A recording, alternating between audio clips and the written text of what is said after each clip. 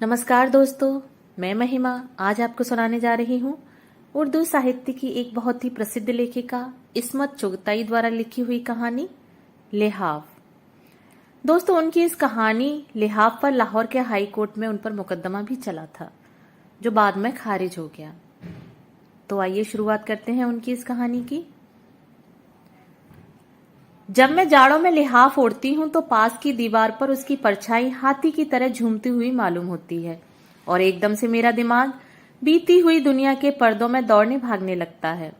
न जाने क्या कुछ याद आने लगता है। माफ कीजिएगा, मैं आपको खुद अपने लिहाफ का रोमान अंगेज जिक्र बताने नहीं जा रही हूं। न लिहाफ से किसी किस्म का रोमान जोड़ा ही जा सकता है। मेरे ख्याल में कंबल कम आरामदेह सही, मगर उसकी परछाई इतनी भयानक नहीं होती जितनी जब लिहाफ की परछाई दीवार पर डगमगा रही हो।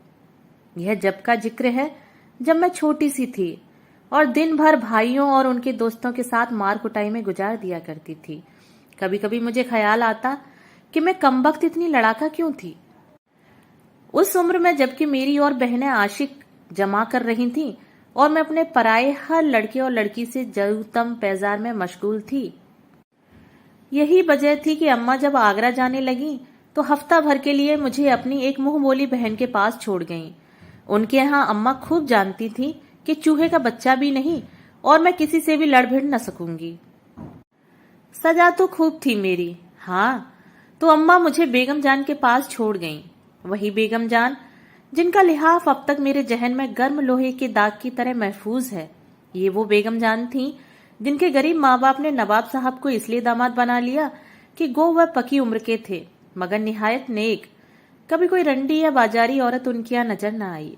खुद हाजी थे और बहुतों को हज करा चुके थे, मगर उन्हें एक निहायत अजीब व गरीब शौक था। लोगों को कबूतर पालने का जुनून होता है, बटेरें लड़ाते हैं, मुर्गबाजी करते हैं। इस किस्म के वाहियात खेलों से नवाब साहब को नफरत थी। उनके यहाँ तो बस तालिब इल्म रहते थे, नौजवान गोरे गोरे पतली कमरों के लड़के जिनका खर्च वे खुद बर्दाश्त करते थे। मगर बेगम जान से शादी करके वे उन्हें कुल साजो सामान के साथ ही घर में रखकर भूल गए और वह बेचारी दुबली पतली नाजुक सी बेगम तन्हाई के गम में घुलने लगी। न जाने उनकी जिंदगी कहाँ से शुरू होती है, वहां से जब वह पैदा होने की गलती कर चुकी थी, या वहां से जब एक नवाब की बेगम बनकर आई और छपर खट पर जिंदगी गुजारने लगी, या जब से नवाब साहब के यहाँ लड़कों का जोर बंधा, उनके लिए मुरग्गन हलवे और लजीज खाने जाने लगे और बेगम जान दीवान खाने की दरारों में से उनकी लचकती कमरों वालों लड़कों की चुस्त पिंडलियां और मुअत्तर बारीक शबनम के कुर्ते देख देख कर अंगारों पर लौटने लगी। या जब से वह मन्नतों मुरादों से हार गईं, चिल्ले बंधे और टोटकों और रातों की वजीफा ख्वानी भी चित हो गई। कहीं पत्थर में जोंक लगती है। नवाब साहब अपनी जगह से टस से मस न हुए। फिर बेगम जान का दिल टूट गया और वह इल्म की तरफ मोतवज्जा हुई, लेकिन यहाँ भी उन्हें कुछ न मिला। इश्किया नावेल और जज्बाती अशार पढ़कर और भी पछती छा गई। रात की नींद भी हाथ से गई और बेगम जान जी जान छोड़कर बिल्कुल ही यासो हसरत की पोट बन गई। चूल्हे में डाला था ऐसा कपड़ा लत्ता। कपड़ा पहना जाता है किसी पर रौब गांठने के लिए। अब न तो नवाब साहब को फुर्सत के शबनमी कुर्तों को छोड़कर जरा इधर तवज्जो करें और न वे उन्हें कहीं आने जाने देते। जब से बेगम जान ब्याह कर आई थी, रिश्तेदार आकर महीनों रहते और चले जाते, मगर वह बेचारी कैद की तरह कैद रहती। उन रिश्तेदारों को देखकर और भी उनका खून जलता था कि सबके सब मजे से माल उड़ाने, उम्दा घी निकलने, जाड़े का साजो सामान बनवाने आन मरते और वह बावजूदी नई रुई के लिहाफ के पड़ी सर्दी में अकड़ा करती। हर करवट पर लिहाफ नई नई सूरतें बनाकर दीवार पर साया डालता, मगर कोई भी साया ऐसा न था जो उन्हें जिंदा रखने के लिए काफी हो। मगर क्यों जिए फिर कोई जिंदगी? बेगम जान की जिंदगी जो थी, जीना बंदा था नसीबों में, वह फिर जीने लगी और खूब जी। रब्बों ने उन्हें नीचे गिरते गिरते संभाल लिया। चटपट देखते देखते उनका सूखा जिस्म भरना शुरू हुआ, गाल चमक उठे और हुस्न फूट निकला। एक अजीबो गरीब तेल की मालिश से बेगम जान में जिंदगी की झलक आई। माफ कीजिएगा, उस तेल का नुस्खा आपको बेहतरीन से बेहतरीन रिसाले में भी न मिलेगा। जब मैंने बेगम जान को देखा तो वह 40-42 की होंगी। उफ़्फ़ो, किस शान से वह मसनद पर नीम तराज थी और रब्बो उनकी पीठ से लगी बैठी कमर दबा रही थी। एक ऊदे रंग का दुशाला उनके पैरों पर पड़ा था और वह महारानी की तरह शानदार मालूम हो रही थी। मुझे उनकी शक्ल बेइंतहा पसंद थी। मेरा जी चाहता था घंटों बिल्कुल पास से उनकी सूरत देखा करूं। उनकी रंगत बिल्कुल सफेद थी, नाम को सुर्खी का जिक्र नहीं, और बाल स्याह और तेल में डूबे रहते थे। मैंने आज तक उनकी मांग ही बिगड़ी न देखी। क्या मजाल जो एक बाल इधर उधर हो जाए। उनकी आंखें काली थीं और अबरू पर के जायद बाल अलहदा कर देने से कमाने सी खिंची होती थी। आंखें जरा तनी हुई थीं, भारी भारी फूले हुए पपोटे, मोटी मोटी पलकें। सबसे ज्यादा जो उनके चेहरे पर हैरत अंगेज जाजिबे नजर चीज थी वह उनके होंठ थे। अमूमन वह सुर्खी से रंगे रहते थे। ऊपर के होंठ पर हल्की हल्की मूछें सी थीं और कनपटियों पर लंबे लंबे बाल। कभी कभी उनका चेहरा देखते देखते अजीब सा लगने लगता था, कम उम्र लड़कों जैसा। उनके जिस्म की जिल्द भी सफेद और चिकनी थी। मालूम होता था किसी ने कसकर टांके लगा दिए हों।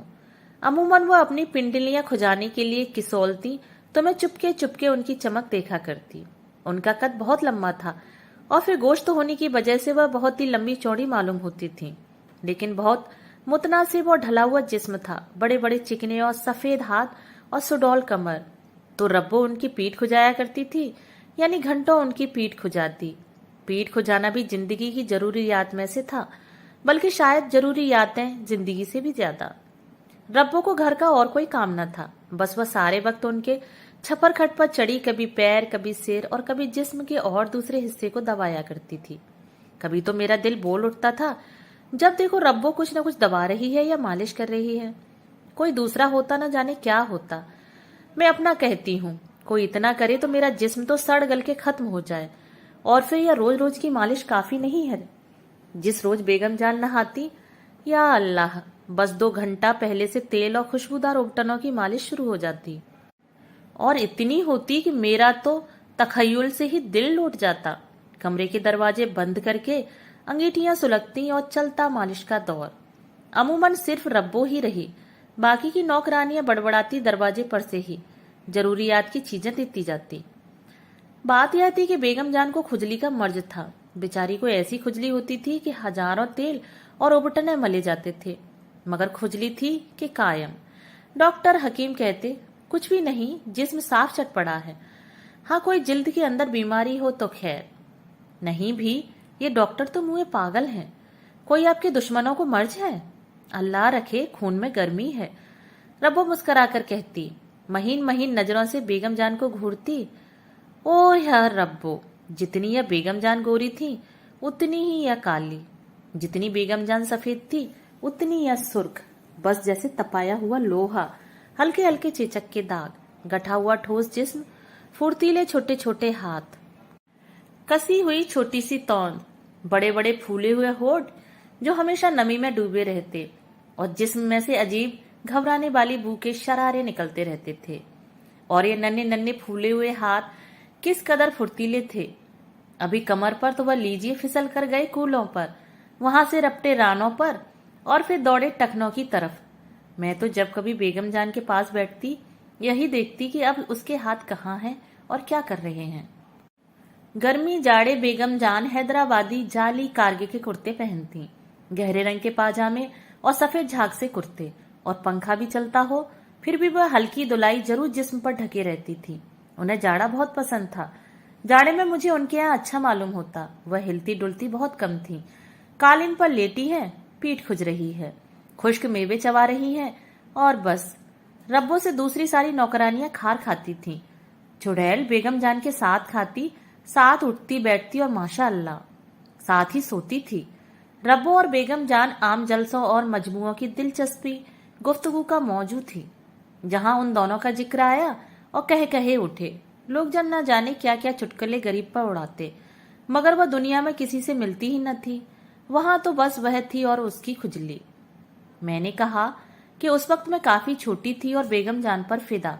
वह भी मुझे बहुत प्यार करती थी। इत्तफाक से अम्मा आगरे गईं।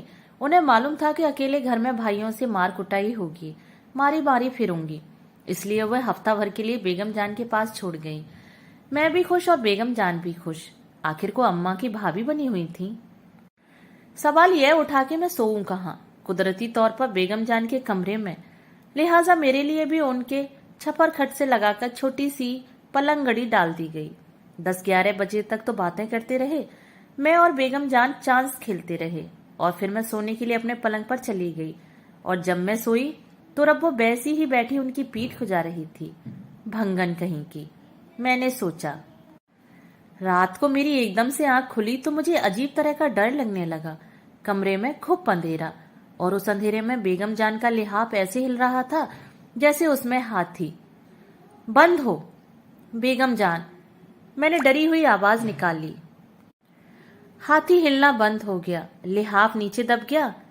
क्या है, सो जाओ, बेगम जान ने कहीं से आवाज दी। डर लग रहा है, मैंने चूहे की सी आवाज से कहा। सो जाओ, डर की क्या बात है, आयतल कुर्सी पढ़ लो। अच्छा, मैंने जल्दी जल्दी आयतल कुर्सी पढ़ी, मगर यालमू माँ बीन पर हर दफा आकर अटक गई। हालांकि मुझे वक्त पूरी आयत याद है। तुम्हारे पास आ जाऊं बेगम जान? नहीं बेटी, सो रहो, जरा सख्ती से कहा। और फिर 2 आदमियों के खुसुर फुसुर करने की आवाज सुनाई देने लगी। हाय रे, यह दूसरा कौन है? मैं और भी डरी। बेगम जान, चोर वोर तो नहीं? सो जाओ बेटा, कैसा चोर? रब्बो की आवाज आई। मैं जल्दी से लिहाफ में मुंह डालकर सो गई।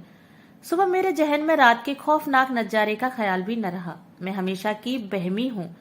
रात को डरना, उठ उठ कर भागना और बड़बड़ाना तो बचपन में रोज ही होता था। सब तो कहते थे मुझ पर भूतों का साया हो गया है, लिहाजा मुझे ख्याल भी न रहा। सुबह को लिहाफ बिल्कुल मासूम नजर आ रहा था। मगर दूसरी रात मेरी आंख खुली तो रब्बो और बेगम जान में कुछ झगड़ा बड़ी खामोशी से छपर खट पर ही तय हो रहा था और मेरी खाक समझ में न आया कि क्या फैसला हुआ। रब्बो हिचकियां लेकर रोई, फिर बिल्ली की तरह सपड़ सपड़ रकाबी चाटने जैसी आवाजें आने लगी। ओह, मैं तो घबरा कर सो गई। आज रब्बो अपने बेटे से मिलने गई हुई थी। वह बड़ा झगड़ालू था। बहुत कुछ बेगम जान ने किया, उसे दुकान कराई, गांव में लगाया, मगर वह किसी तरह मानता ही नहीं था। नवाब साहब के यहाँ कुछ दिन रहा, खूब जोड़े बागे भी बने, पर न जाने क्यों ऐसा भागा कि रब्बो से मिलने भी ना आता। लिहाजा रब्बो ही अपने किसी रिश्तेदार के यहाँ उससे मिलने गई थी। बेगम जान न जाने देती, मगर रब्बो भी मजबूर हो गई। सारा दिन बेगम जान परेशान रही। उनका जोड़ जोड़ टूटता रहा। किसी का छूना भी उन्हें न भाता था। उन्होंने खाना भी न खाया और सारा दिन उदास पड़ी रही। मैं खुजा दूं बेगम जान? मैंने बड़े शौक से ताश के पत्ते बांटते हुए कहा। बेगम जान मुझे गौर से देखने लगी। मैं खुजा दूं? सच कहती हूँ। मैंने ताश रख दिए। मैं थोड़ी देर तक खुजाती रही और बेगम जान चुपकी लेटी रही। दूसरे दिन रब्बो को आना था, मगर वह आज भी गायब थी। बेगम जान का मिजाज चिड़चिड़ा होता गया। चाय पी पी कर उन्होंने सिर में दर्द कर लिया। मैं फिर खुजाने लगी। उनकी पीठ चिकनी मेज की तख्ती जैसी पीठ। मैं हौले हौले खुजाती रही। उनका काम करके कैसी खुशी होती थी। जरा जोर से खुजाओ, बंद खोल दो, बेगम जान बोली। इधर, जरा शाने से नीचे। हाँ हाँ, वाह वही वाह। बहुत सुरूर से ठंडी ठंडी सांसें लेकर इत्मीनान जाहिर करने लगी। और इधर। हालांकि बेगम जान का हाथ खूब जा सकता था, मगर वह मुझसे ही खुजवा रही थी और मुझे उल्टा फक्र हो रहा था। यहाँ। ओही, तुम तो गुदगुदी करती हो। वाह। वह हंसी। मैं बातें भी कर रही थी और खुजा भी रही थी। तुम्हें कल बाजार भेजूंगी, क्या लोगी? वह सोती जागती गुड़िया। नहीं बेगम जान, मैं तो गुड़िया नहीं लेती। क्या बच्चा हूं अब मैं? बच्चा नहीं तो क्या बूढ़ी हो गई हो? वह हंसी। गुड़िया नहीं तो बनवा लेना कपड़े, पहनना खुद। मैं दूंगी तुम्हें बहुत से कपड़े, सुना? उन्होंने करवट ली। अच्छा, मैंने जवाब दिया। इधर उन्होंने मेरा हाथ पकड़कर जहां खुजली हो रही थी रख दिया। जहां उन्हें खुजली मालूम होती वह मेरा हाथ रख देती और मैं बेख्याली में बबुए के ध्यान में डूबी मशीन की तरह खुजाती रही और वह मुतवातिर बातें करती रही। सुनो तो, तुम्हारी फ्राकें कम हो गई हैं, कल दर्जी को दे दूंगी कि नई सी लाए। तुम्हारी अम्मा कपड़ा दे गई हैं, वह लाल कपड़े की नहीं बनवाऊंगी, चमारों जैसा है। मैं बकवास कर रही थी और हाथ न जाने कहां कहां पहुंचा। बातों बातों में मुझे मालूम भी न हुआ बेगम जान तो चुप लेटी थी। अरे, मैंने जल्दी से हाथ खींच लिया। ओए लड़की, देखकर नहीं खुजाती, मेरी पसलियां नोचे डालती है। बेगम जान शरारत से मुस्कुराई और मैं झेंप गई। इधर आकर मेरे पास लेट जा। उन्होंने मुझे बाजू पर सिर रखकर लिटा लिया। अब है कितनी सूख रही है, पसलियां निकल रही हैं। उन्होंने मेरी पसलियां गिनना शुरू की। मैं भुनभुनाई। ओई, तो क्या मैं खा जाऊंगी? तेरा तंग स्वेटर बना है, गरम बनियान भी नहीं पहना तुमने। मैं कुलबुलाने लगी। कितनी पसलियां होती हैं? उन्होंने बात बदली। एक तरफ 9 और दूसरी तरफ 10। मैंने स्कूल में याद की हुई हाइजीन की मदद ली, वह भी ऊटपटांग। हटाओ तो हाथ। हाँ, 1 2 3। मेरा दिल चाहा किसी तरह भागूं और उन्होंने जोर से भींचा। मैं मचल गई। बेगम जान जोर जोर से हंसने लगी। अब भी जब कभी मैं उनका उस वक्त का चेहरा याद करती हूं तो दिल घबराने लगता है। उनकी आंखों के पपोटे और बजनी हो गए हैं। ऊपर के होठ पर स्याही घिरी हुई थी, बावजूद सर्दी के पसीने की नन्ही नन्ही बूंदें होठों और नाक पर चमक रही थीं। उनके हाथ ठंडे थे, मगर नरम नरम, जैसे उन पर की खाल उतर गई हो। उन्होंने शाल उतार दी थी और कारगे के महीन कुर्तों में उनका जिस्म आटे की लोई की तरह चमक रहा था। भारी जड़ाऊ सोने के बटन गरेबान के एक तरफ झूल रहे थे। शाम हो गई थी और कमरे में अंधेरा घुप हो रहा था। मुझे एक नामालूम डर से दहशत सी होने लगी। बेगम जान की गहरी गहरी आंखें। मैं रोने लगी दिल में। वह मुझे एक मिट्टी के खिलौने की तरह भींच रही थीं। उनके गरम गरम जिस्म से मेरा दिल बौलाने लगा, मगर उन पर तो जैसे कोई भूतना सवार था और मेरे दिमाग का यह हाल कि चीखा जाए और न रो सकूं। थोड़ी देर के बाद वह पस्त होकर निढाल लेट गई। उनका चेहरा फीका और बदरौनक हो गया और लंबी लंबी सांसें लेने लगी। मैं समझी कि अब मरी यह, और वहां से उठकर सरपट भागी बाहर। शुक्र है कि रब्बो रात को आ गई और मैं डरी हुई जल्दी से लिहाफ ओढ़कर सो गई, मगर नींद कहाँ, चुप घंटों पड़ी रही। अम्मा किसी तरह आ ही नहीं रही थी। बेगम जान से मुझे ऐसा डर लगता था कि मैं सारा दिन मामाओं के पास बैठी रहती, मगर उनके कमरे में कदम रखते दम निकलता था।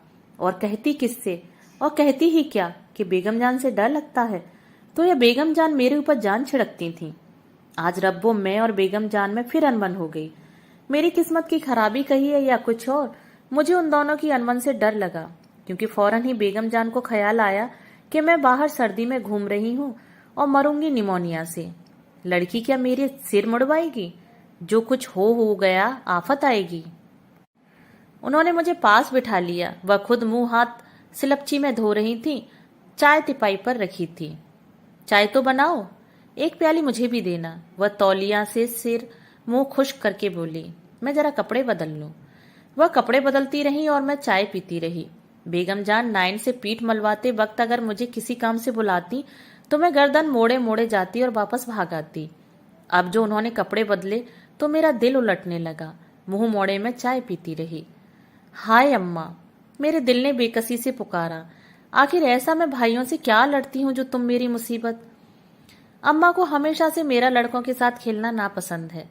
कहो भला लड़के क्या शेर चीते हैं जो निकल जाएंगे उनकी लड़की को।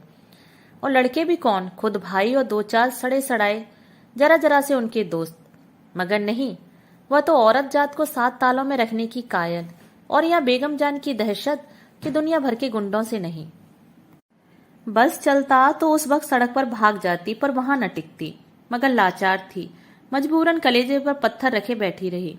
कपड़े बदल 16 सिंगार हुए और गरम गरम खुशबुओं के अतर ने और भी उन्हें अंगार बना दिया, और वह चली मुझ पर लाड़ उतारने। घर जाऊंगी, मैं उनकी हर राय के जवाब में कहा और रोने लगी। मेरे पास तो आयो, मैं तुम्हें बाजार ले चलूंगी, सुनो तो। मगर मैं खली की तरह फैल गई। सारे खिलौने मिठाइयां एक तरफ और घर जाने की रट एक तरफ। वहां भैया मारेंगे चुड़ैल। उन्होंने प्यार से मुझे थप्पड़ लगाया। पड़े मारे भैया, मैंने दिल में सोचा और रूठी अकड़ी बैठी रही।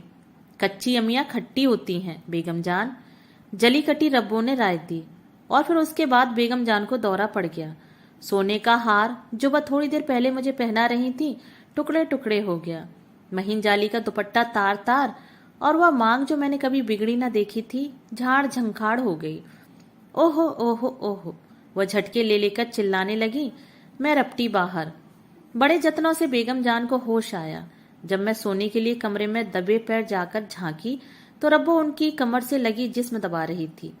जूती उतार दो, उसने उनकी पसलियां खुजाते हुए कहा, और मैं चुईया की तरह लिहाफ में दुबक रही। सर सर फट खच। बेगम जान का लिहाफ अंधेरे में फिर हाथी की तरह झूम रहा था। अल्लाह, हाँ, मैंने मरी हुई आवाज निकाली। लिहाफ में हाथी फुदका और बैठ गया। मैं भी चुप हो गई। हाथी ने फिर लोट मचाई। मेरा रोआ रोआ कांपा। आज मैंने दिल में ठान लिया कि जरूर हिम्मत करके सिरहाने का लगा हुआ बल्ब जला दूं।